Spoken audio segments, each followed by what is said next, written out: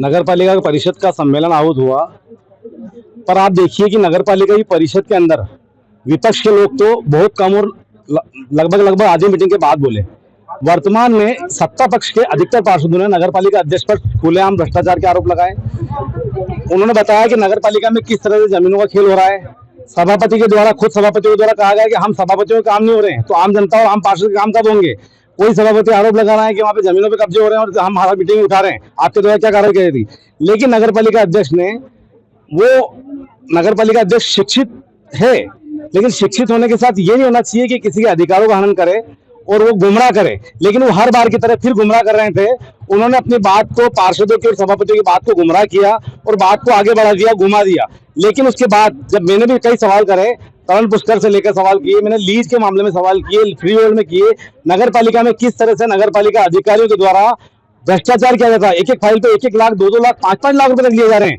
और नगर पालिका में एक शब्द कहा जाता है कि नगर पालिका अध्यक्ष ने फाइलों देखने से मना कर दिया है।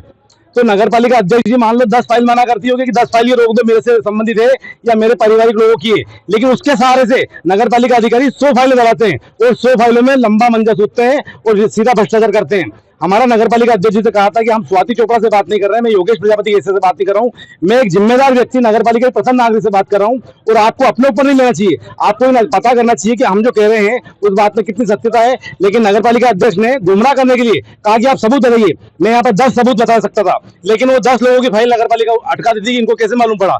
लेकिन मैंने एक एग्जाम्पल दिया है, अगर नगर पालिका अध्यक्ष जी मेरे सामने बैठ जाए तो मैं 10 चीज यहाँ पे आज बता देता हूँ। लेकिन उन्होंने गुमराह करके कहा कि बाद में बताएंगे, विशेष सम्मेलन में नियम नहीं है। क्या सारे पार्षद विशेष सम्मेलन में सवाल नहीं पूछे थे?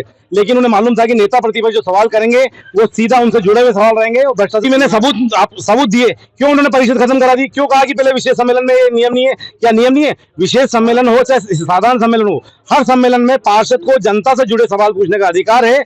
लेकिन नगर पालिका अध्यक्ष पार्षदों के अधिकारों का हनन करती है। एक औपचारिकता पूरी करने के लिए 2 महीने बाद वो मीटिंग लाती है और 2 महीने में एक मीटिंग करती है। क्या नगर शहर में विकास हो चुका है सारा? क्या राम राज्य आ चुका है? लेकिन नगर पालिका में छोटे छोटे कामों के लिए, मूलभूत सुविधा के लिए जनता परेशान हो रही है।